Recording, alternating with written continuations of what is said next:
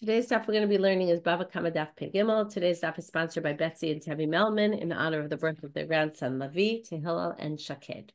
His name symbolizes strength. May he be a continuing source of pride and joy to his parents and his entire family.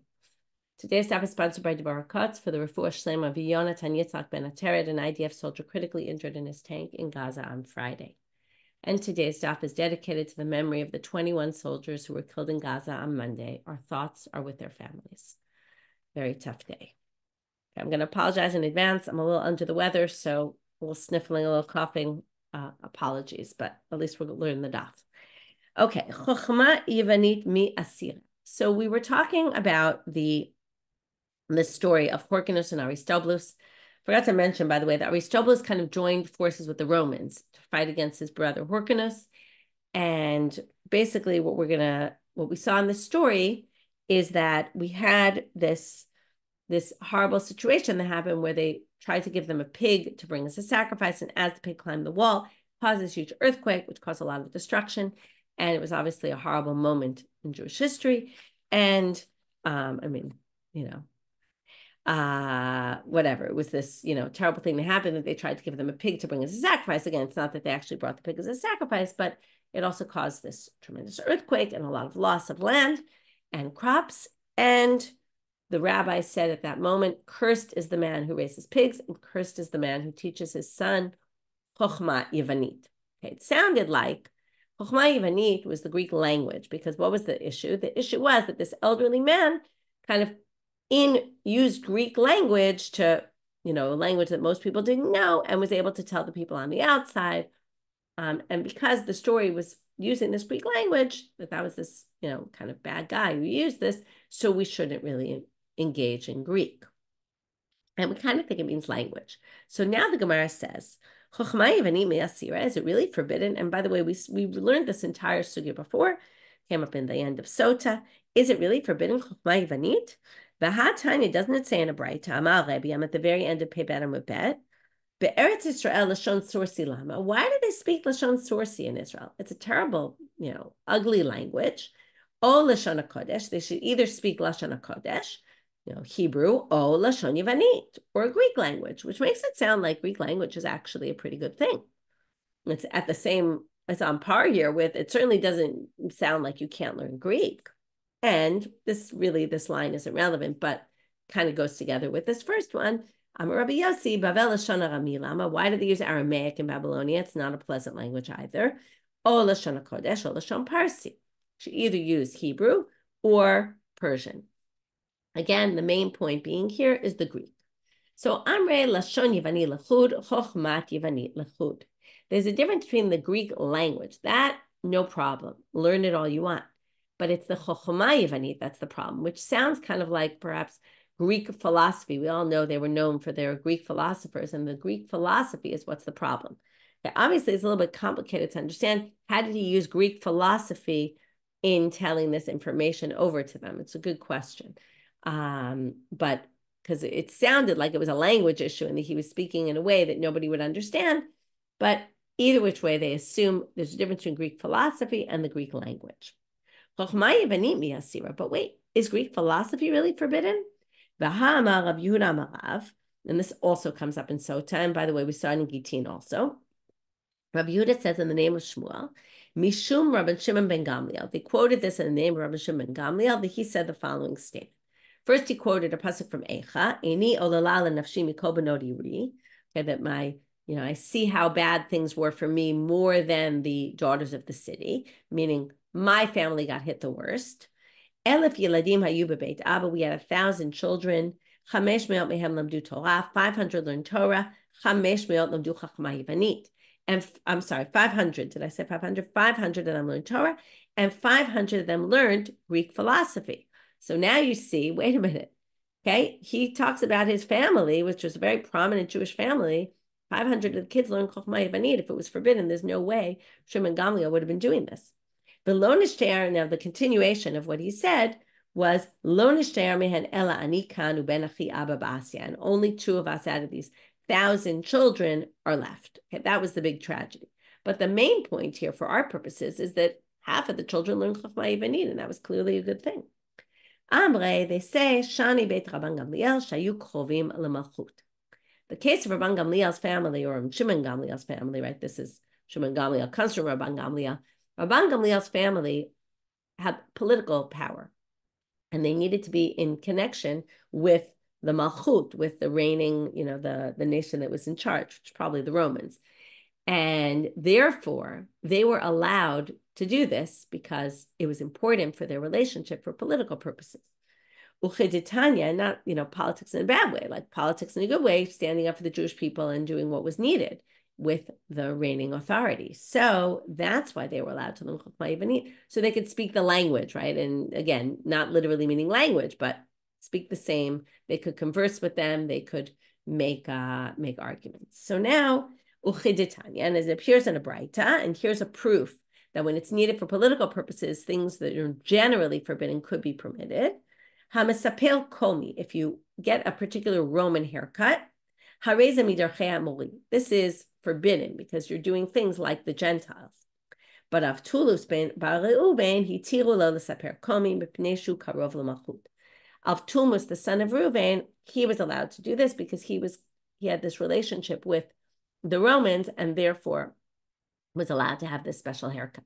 This, by the way, there's a famous story in Me'ilah, Daf Yud Zayin, about there was a Roman decree, and one of the people went and basically disguised himself as a Roman. And it says there also he was a Misaper Komi. He had this Roman haircut and tried to kind of infiltrate and give advice to the Romans to basically be nice to the Jews, which worked for a little bit, but then they caught on to him.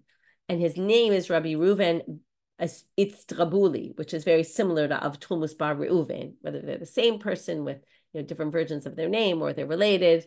It's interesting to see there's probably likely a connection between the two of them because both of them have this Roman haircut and their names sound very similar. Okay, so notice their name even. Avtulmus is not exactly a Jewish name, and Itztrabuli is also not a Jewish name. Okay. And not only that, but so now they're going to explain. Okay, so therefore they were allowed to learn Greek philosophy because of their relationship with the authorities. This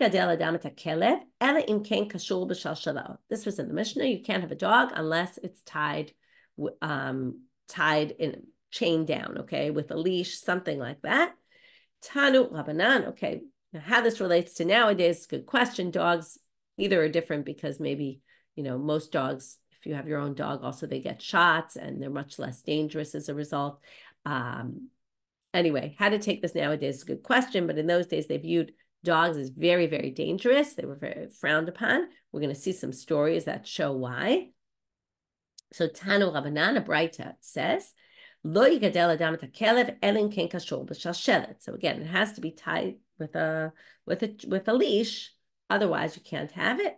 Aval, is a case where you could have it. Megadel hu be'ir asmucha lasfar. But if you live near the border and there are Gentiles on the other side of the border, then koshro b'yom u'mitiro b'layla. So then you can have dogs because they help protect you, and you tie it during the day and let it loose at night because at night is when they're always in the Gemara. You always hear about the dangers of the nighttime. That was when people came and attacked and other things, and therefore at night you can let them go. Tanya, another braita. Rabbi Eliezer Agadol Omer, hamigadel klavim kemigadel chazirim. If you raise dogs, it's like raising pigs. So now they say l'may nafka. What's he adding? Okay, in other words, we already know it's forbidden to raise pigs, and we know it's forbidden to raise dogs. So why are you telling us? And by the way, most people say we mean raising dogs without having the dog tied down. Again, if the dog's tied down, then it's not an issue at all. But if you raise dogs, it's like raising pigs. Why make the comparison? What do you gain from making that comparison? To which they remind us what happened in the end of the previous stuff. If you remember, when they had that story with the pig, they said, cursed is the man who raises pigs, and cursed is the man who teaches Chokmah Yavanit. There's a difference between saying something's forbidden and saying cursed is the person who does this. So basically what they're saying is it's more than just forbidden, but you will be cursed if you do if you have a dog. That's why he said raising dogs is like raising pigs. If you raise dogs, you'll get cursed as well. Amar Rabbi Yosef bar Yomi Amar Rav Nachman, Bavel ki ir hasmucha l'sfar dami. Babylonia is like being close to the border with Gentiles. Now, you would think, sounds like it means all of Babylonia because you're surrounded by Gentiles, but it's not what the Gemara means. Tirgamat Neharda.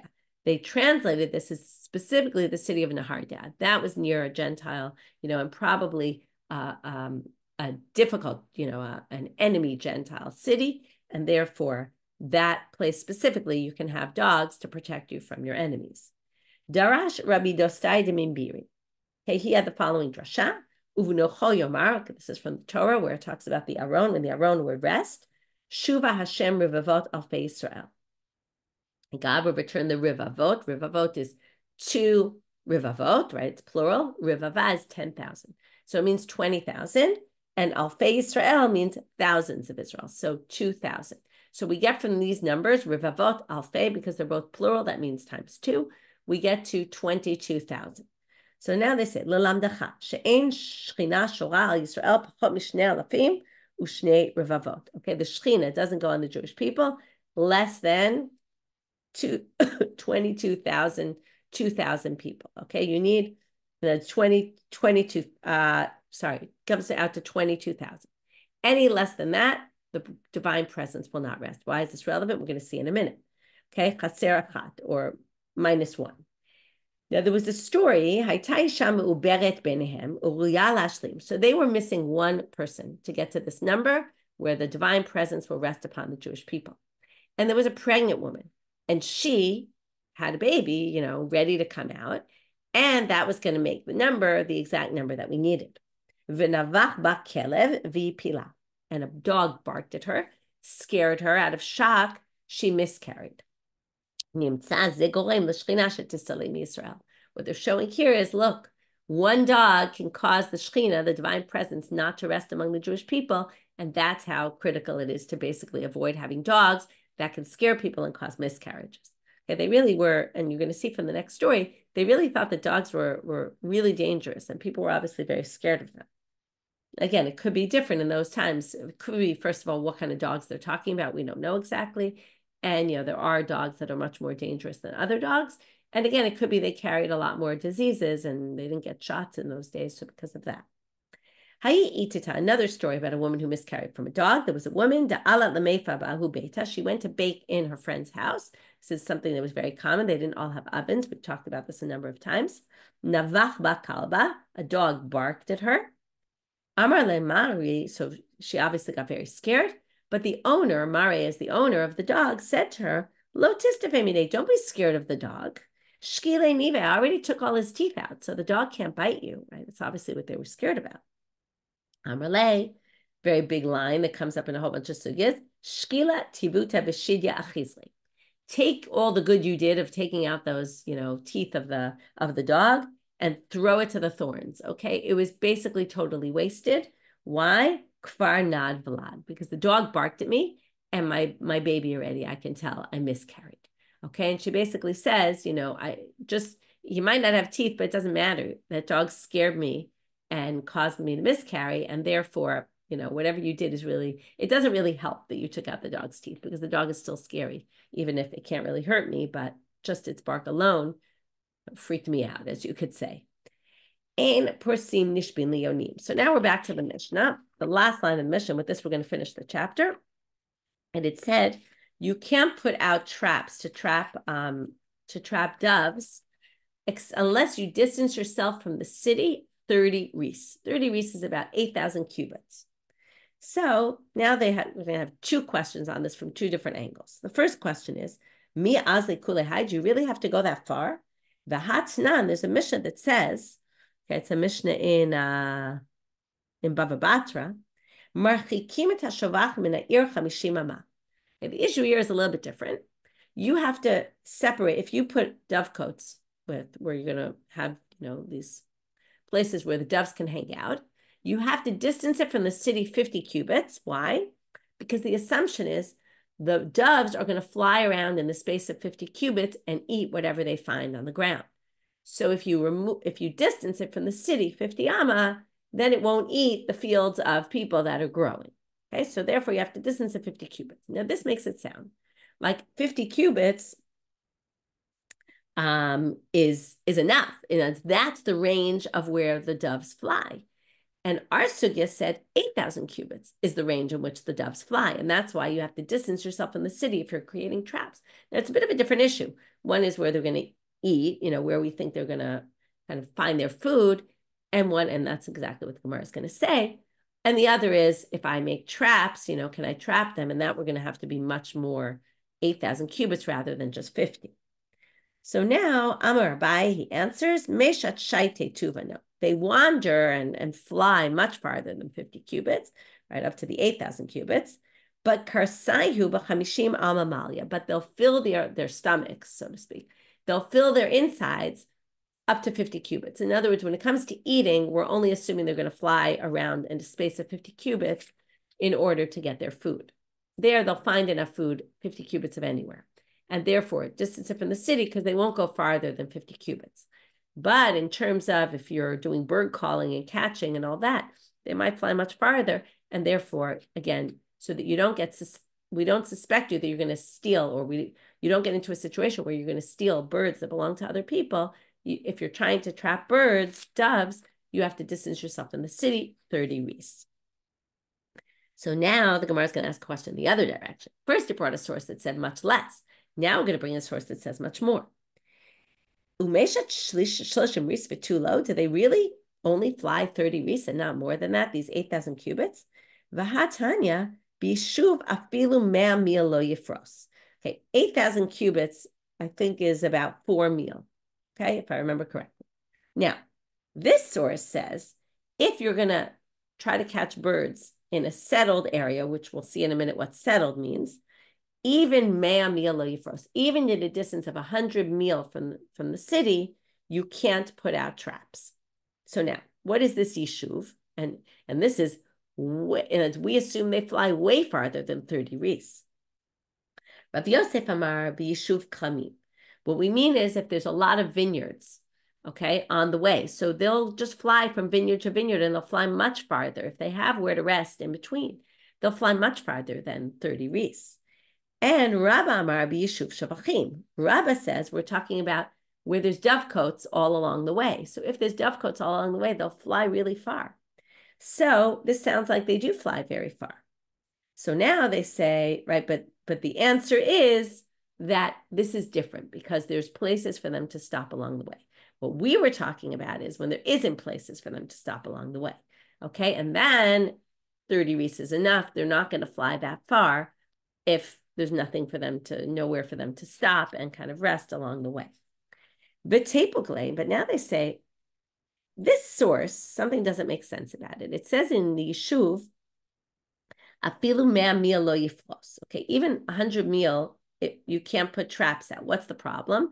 The problem is that we're worried you're going to take from the city, and you'll steal them because they'll fly very far. But why don't we have a separate problem, which is typically mishum shavachim gufayu? Why don't they relate to the fact that aren't we worried about you stealing? If there's shavachim, according to Rabbah, all along the way, these dovecotes, aren't we concerned that you're going to steal the birds that are in the dovecotes? And isn't that a separate problem that we should be worried about? Why isn't it mentioning that? If there's dovecotes, that means there's doves that live there. And therefore, it should be a problem that you're stealing the birds from the dovecotes. They seem to be only concerned with distance yourself from the city, right? Even mea mil, you're still going to get birds from the city. What about the birds that are in the dovecotes? So we're going to have a few possible answers. It's possible they're dovecotes of Gentiles. And even though that's always difficult for us to swallow, there's a difference between stealing from a Jew and stealing from a Gentile. Our laws don't protect the Gentiles as much from us stealing from them. It could be these were hefker dovecotes that nobody owned them, the birds in them. And or maybe they were your own dovecotes. And then obviously we don't have to worry about you stealing.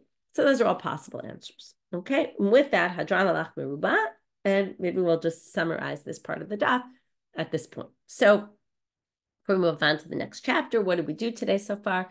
We talked about chokhmah yavanit. We dealt with the issue of, is it really forbidden? It seems to say it's okay. We distinguish between the language of Yavani, the Greek language, and the Chokhmah Yavanit. Then we brought these other sources of people who also learned Chokhmah Yavanit, like Rabban Shimon and Gamliel's family, and we said that was because they needed it for political purposes.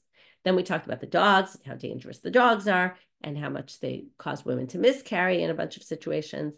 And then we went to the traps of the doves, and we compared it to two different sources, one which seemed to say much less, one which seems to say much more, but we resolved all those issues by saying they're different situations, or either a different issue or a different situation, because there were dovecotes along the way, or vineyards along the way, and therefore even the doves will fly even farther than we talked about in our Mishnah. Okay, now we're moving to the 8th chapter.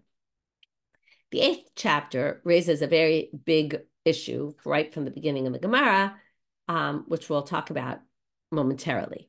But the first thing that we're going to discuss in this chapter is what the law is, and we've already discussed this earlier in the Masechet, of someone who injures another person, okay? Okay, this is a good example of a case where this teaches you a little bit about Mishnah. Mishnah basically gives you the laws. They don't connect it to the psukim. They just tell you as it is. And then the Gemara tries to fill in what the Mishnah didn't do, which is, and usually quotes Midrashei Halacha, which were from the same time as the Mishnah, which actually connect everything to the psukim. And we're going to have a big problem in our topic with connection to the psukim. So we'll get there soon. But let's just start from the Mishnah, and then we'll talk about the very big issue that's going to come up, we're going to be dealing with for the next day or so. If you injure a fellow person, you have to pay 5 different types of payments, or you could theoretically pay up to 5 payments.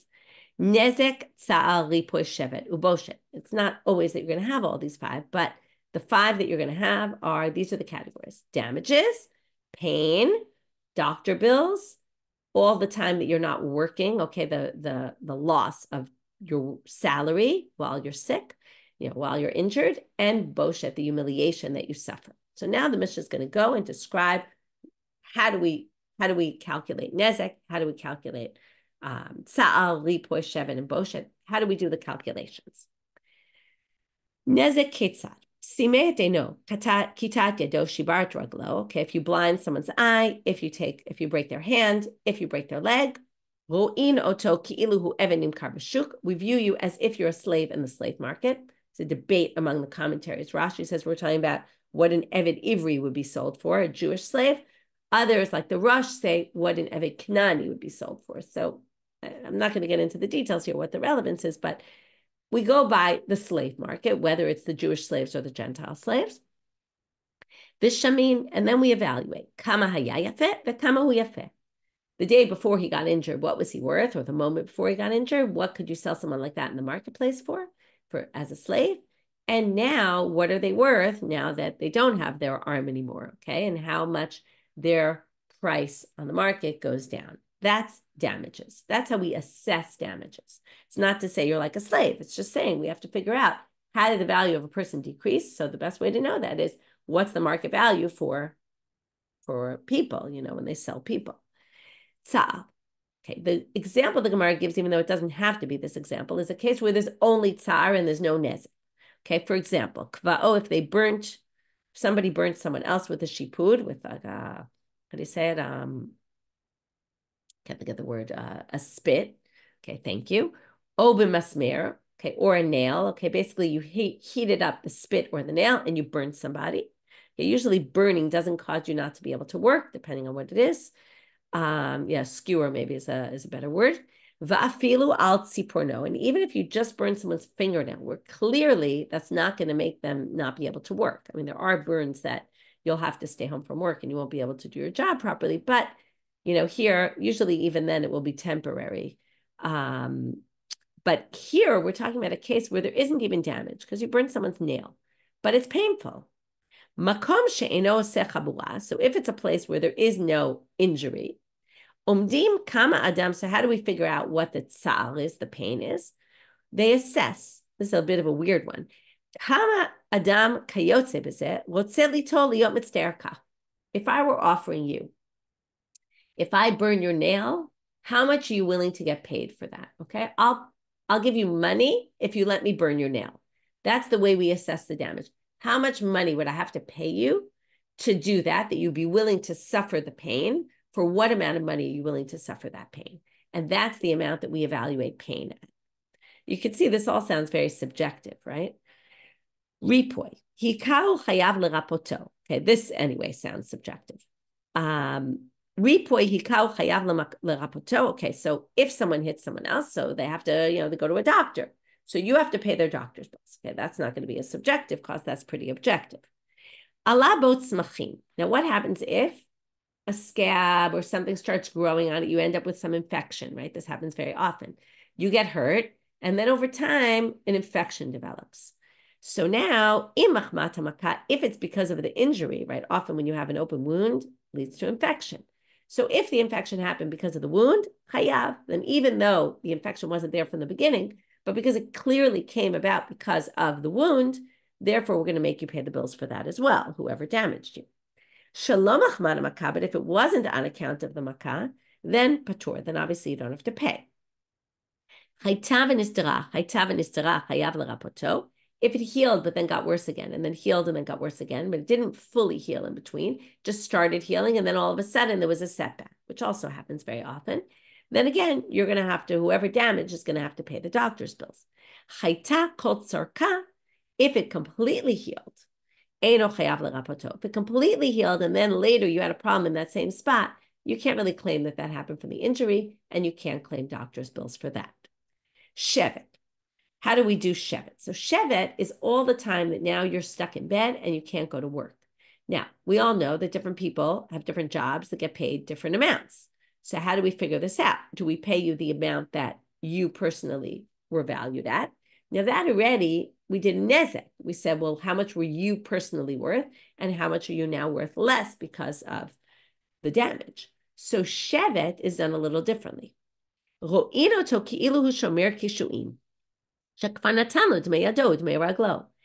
we already gave you the amount that you personally were deducted in value, your value went down in the marketplace.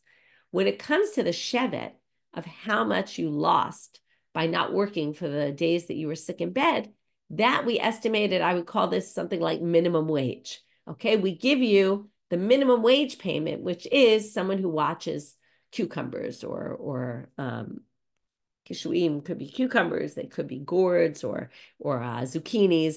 Anyway, usually they translate as cucumbers. You're a cucumber watcher. Okay, now that's not hard labor. That's not like plowing the field. So this seems to be like a minimum wage. We keep this kind of an equalizer. We're going to pay everybody shevet based on the same salary. Okay, and we're not going to change that based on what your job was. Boshet. How do you get payment for humiliation? This is a very, again, we're going to get very subjective here. So some of these payments you can see tsar is kind of subjective and boshet is kind of subjective. The other ones are much more objective. Boshet, it all depends on who did the embarrassing, the humiliating, and who was humiliated. Okay? Meaning, well, now it's a bit of a question. Well, let's start with the who is humiliated. So if you're a very wealthy person and you get humiliated, the humiliation is much greater than if you're a poor person. That's the in the Gemara world, it's the rich and the poor. Like the rich are the prominent people, okay, even though we know it's not always related to rich and poor, but we're going to see when the Gemara discusses it, they start talking about it in a rich and poor type of way. A richer person will get paid more because, okay, we're going to see that this is a big machloka. Not everybody agrees with this opinion. And it also depends on who humiliates you. Now, which direction does that go? Rashi actually says, and there's a bit of a debate about this. If you get humiliated by a simple person, it's actually much worse than getting humiliated by a wealthy or more prominent person. I don't know. One could maybe argue with that, but that's how Rashi understands it. Okay, moving now to the Gemara. And here we get into a very long sugya. That's a very interesting sugya, which is if anybody who talks about the oral Torah and the tradition, this is topic number one that you're going to discuss. Amai, ayin tachan ayin amar Rachmana, ema ayin mamash. Say, wait a minute. Why?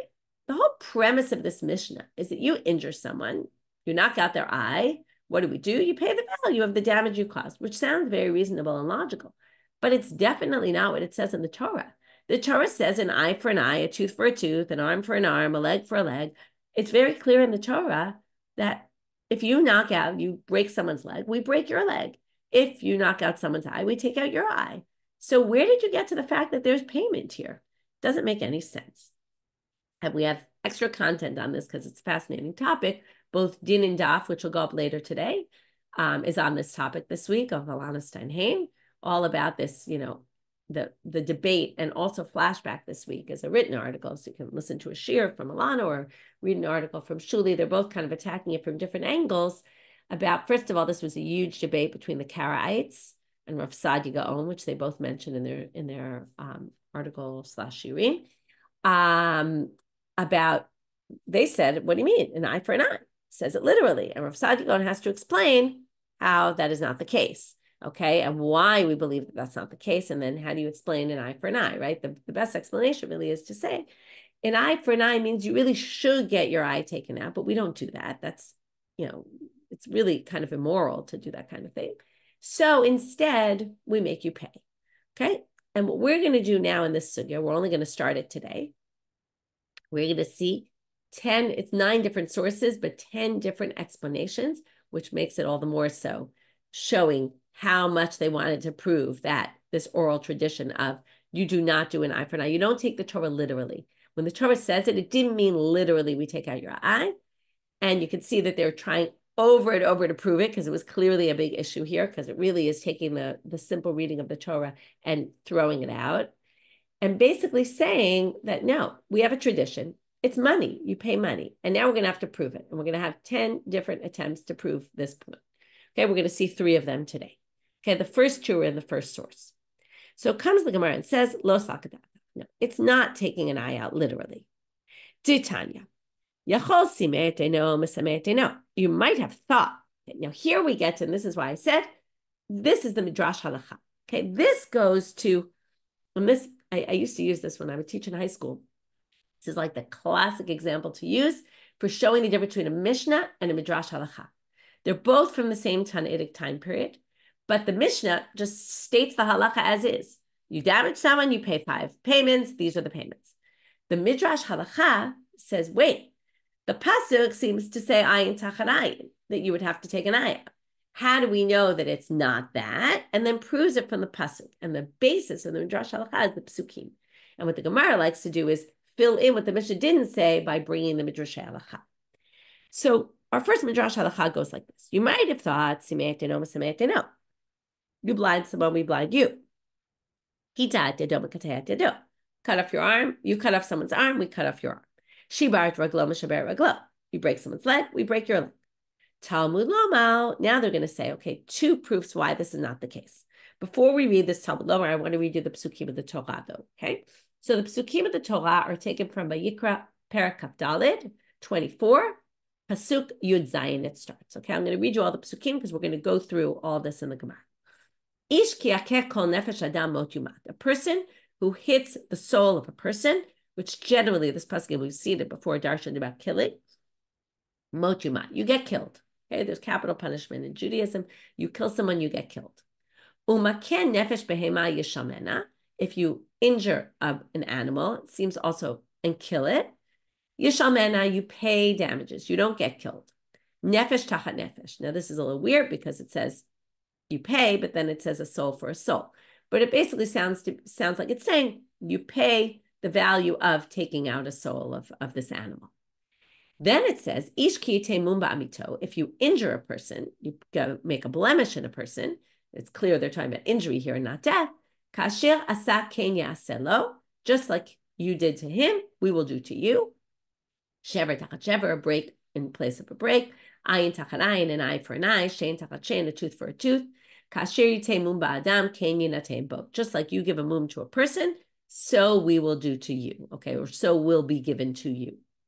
Umakeh behema yishamena, umakeh adam yumat. Now it says it again. It's a little bit weird. We started with death. We moved to animal, which seemed like death, payment. Then we moved to injuring a person. And now we go back to makeh behema. If you injure an animal, yishamena, you will pay for it. Umakeh adam yumat. And if you hit a person, you will get killed. It's a little strange. We already talked about killing a person. Seems to be talking about killing also. And then it says, Mishpat echad yeh lachem, kager keslach yeh. It will be one law for all of you, for you, for a stranger among you, for the citizen among you. Ki ani Hashem Elokechem. Because I am God. I am Hashem, your God. Okay, that's the background. Now comes the braita and says, it says in the pasuk, Makeh Adam umakeh behema. We're going to have to see which reference it's referring to there. The Gemara is going to ask which makeh behema, which makeh adam. Now that you've seen the psukim, you see it's a little bit confusing because it says makeh adam a few times, it says makeh behema a few times. Ma makeh behema l'tashlumin, af makeh adam l'tashlumin. So just like you pay damages for an animal, you also pay damages for a person. Ve'im nafshecha lomar, and if that's not convincing enough, and you want to argue against that, well, harei omer, it also, there's another pasuk. This pasuk says, "Lo tikhu kofar lenefesh rotzeach asher hu rasha lamut." If someone killed another person, you don't take a ransom payment because he's supposed to die. So if you're supposed to get killed, you get killed. You can't pay your way out of the death penalty. What are they darshan from here? Lenefesh rotzeach yata lokeach kofar. You can't take payment if someone murdered someone else. Aval ata lokeach kofar lerashei v'reim she'en chosrein. But you can take a ransom payment for body parts that will never go back to being the way they were. Okay, meaning you pay damages if you knock out someone. In other words, you can't pay for death. You have to get the death penalty. But if you didn't kill someone, you just injured them, then you would pay. That's the inference from that pasuk. So now the Gemara says, hey makah. Which makeh are we talking about? Ilema makeh behema yishamenu makeh adam yumat. If it's that pasuk, okay, which is pasuk Kaf Aleph, that last pasuk we saw, or second to last. That's talking about death. That's not talking about damages. It says, if you hit a person, you die. That's obviously then talking about the death. If you kill somebody. Elamehacha must be Maket Nefesh Be'ema Yishamena, the earlier pasuk where it talked about the animal, Nefesh Tachat Nefesh. This Samechle, and the next pasuk after that, pasuk Yudtet, is V'ish Ki Yitemu Mamito. It must be that one because that pasuk is the only pasuk that's clearly talking about injuring a person. So now the Gemara has a little bit of a side problem. It said makeh adam makeh behema. Now that pasuk about putting a blemish in a fellow person never said hai lav makehu. It never used the word makeh adam in that pasuk. It just said if you put a blemish in somebody. It didn't say you hit someone. To which they answer, because we're making a gzeira shavi here. It says makeh behema. It says makeh adam, it uses the same word, but didn't use the same word. To which they answer, haka amrinan. It's talking about injuring. Sometimes you can make a gzeira shava. It's not often, but there are some cases, like for example, the Mitzorah. They make a gzeira shava between shava kohen and ba kohen, which both are two different words that basically say the kohen goes back, okay, or the kohen goes. So it's not the same word. One is shav, one is ba. But it's the same idea, and that's what they're saying here. It's the same idea. Makeh behema, you hit an animal, and makeh adam is you hit a person. Even though it doesn't say makeh adam, the content of that pasuk is makeh adam, you can make a gzeira shava there. So ma ka'amura ba'adam l'tashlumim, af ha'ka'amura ba'adam l'tashlumim. So just like hitting the animal you pay, also hitting the person you pay. But then they say, and this Tosfot actually removes this from this girsi, says something a little bit troubling about this pasuk. But right now they're going to go back to the pasuk, which was clearly talking about death, but suggesting, like someone who kills, but suggesting maybe it's talking about damages, which is a little weird, but anyway. Haktiv, ish ki yakek kol nefesh adam mot yumat. Says, but a person who hits anyone else should be killed. So it sounds like, what they're going to assume here is, if a person who kills someone should be killed, then a person who removes a limb should have his limb removed. To which they answer, b'mamon. No, it's money, not that. So mimai de b'mamon, ema b'mita mamash. Maybe it really means, and they're really even suggesting that ish ki yakek kol nefesh doesn't mean killing. It means if you hit somebody, mot yumat, meaning you knock someone's arm out, we knock your arm out. We kill your arm, so to speak. Okay? So they say lo sakadata. We don't really think that that's what the pasuk means. Why? First of all, we already said that we connected to that pasuk, which appears right before it, or appears right after it.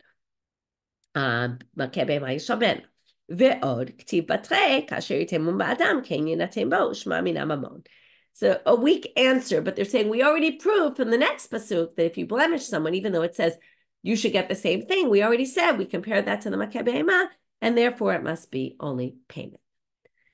Now they want to know. So that's the first. We dealt with the first answer. The first answer is makeh adam makeh behema, which really is makeh nefesh behema yishamena pasuk chet, and then juxtaposed to that is the next pasuk ish ki temum ba'amito.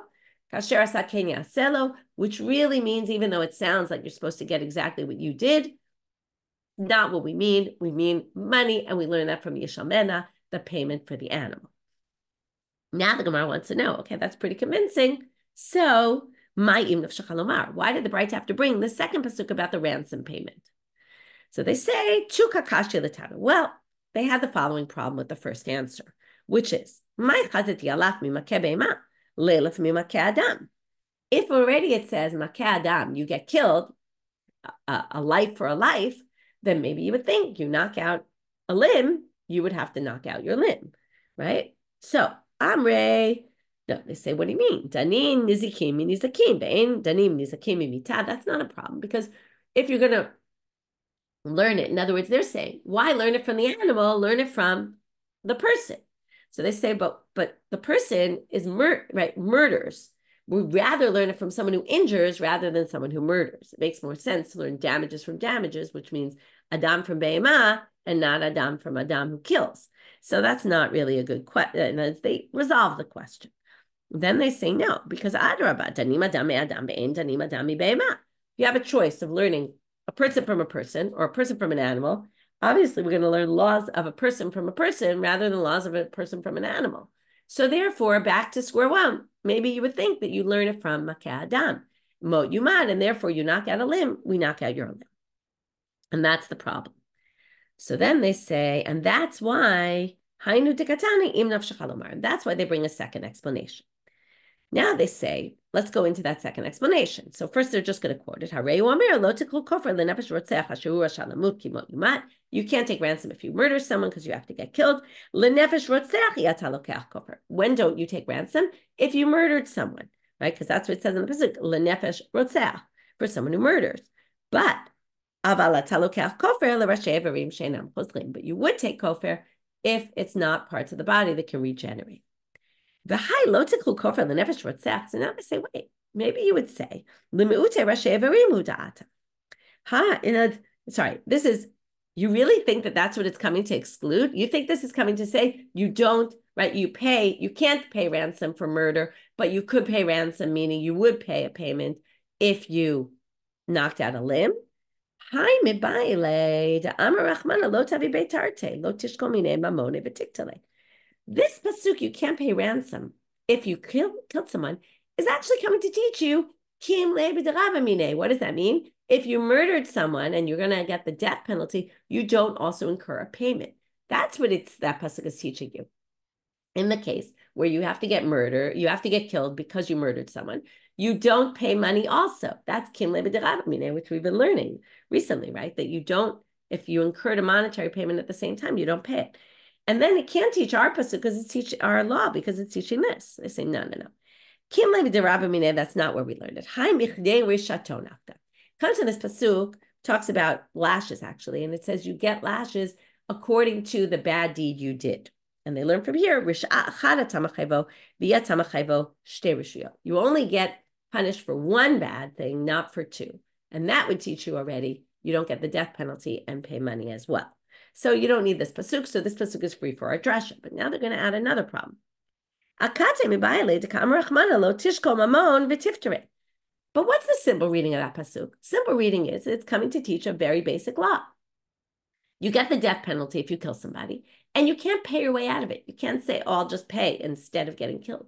You can't do that. That's what the pasuk is teaching you. So they say, you're right, it's teaching you that, but we could learn that and something else. Why? It should have said, don't pay kofer if you're rashalamut. But lenefesh rotzach, why does it add for someone who murdered? Lama lishma mina lenefesh rotzach yatalokach kofer avalatolokach kofer lerasheverim shenan klizli. And that's the drashot we saw in the beginning. Those two added words, which really don't need to be there, come to teach you our law as well. So we've resolved the problems with that. So we kind of said the first one had some issues, and that's why we need the second.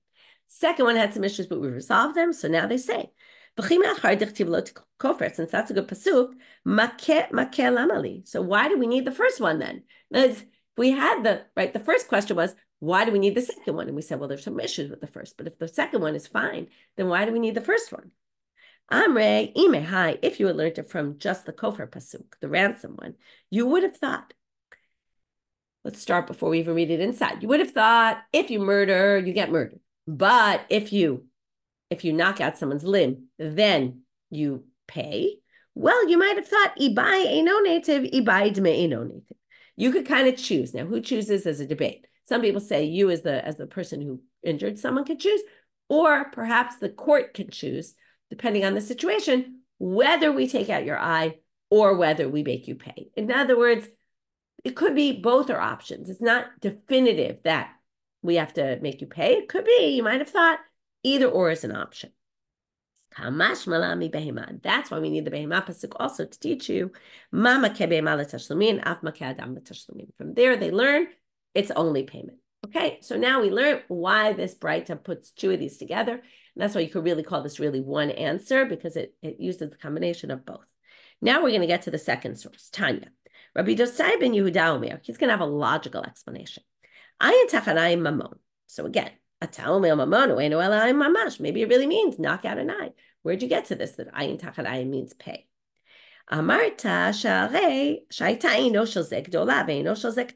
What if I had a big eye and you had a small eye, okay? And you knock out my big eye, and then we go to punish you to knock out the small eye, or the reverse. Let's say I have a bigger eye, maybe also I see better than you, right? What it means exactly, bigger. And then we're going to knock out my bigger eye for the fact that I knocked out your smaller eye. That's unfair, right? So, hey, that's not an eye for an eye. They have different values. So that's why you have to pay, because it'll be not equal. So then they say, and if you want to say, and if you want to say, well, maybe only if it's big and small, then we pay money. But if the value of your eye is exactly equal to the value of my eye, then maybe we do take out my eye. To which they answer, no, you can't say that, because the Torah amra, this was the last pasuk we read when we read that section, mishpat echad yelachem. It's one law. That means mishpat shaveh lekuchem. It has to be a law that's equal to everybody. And that's why we don't do an eye for an eye, because some cases it won't be the same value. And then you'll be doing, you'll be either punished less or punished more than what you actually did. And that would be unfair. So that's why they make it money. And because they have to make it across the board, everybody does the same thing. That's why they do it. We're going to start next class with a bit of question and a problem with this whole logic. Okay, so what we did today on the second part of today's stuff was, number one, learn how we calculate the 5 payments, Nezek, Tzar, Ripoy, Shevet, and Boshet. And then we got to this very big basic question about the oral Torah and how sometimes the oral Torah changes the meaning of the written Torah. And that's part of our tradition. And that's really what raised this whole big issue, that the rabbis have the power. And what power do they have to do this? And that's really the content of Din and Daf for this week, about where the rabbis have the power to just change what the Torah said. And there's different approaches to how we view this. Was it the rabbis who changed it? Was in an old tradition? There's all different ways to view this, and a huge debate among the commentaries about how to view this. And with that, we'll continue tomorrow with, as I said, we're going to have altogether 10 different verses from where we're going to prove, or 10 different proofs of how we get to the fact that ayin tachat ayin really doesn't mean literally an eye for an eye. Have a great day, everybody, and hoping for good news today.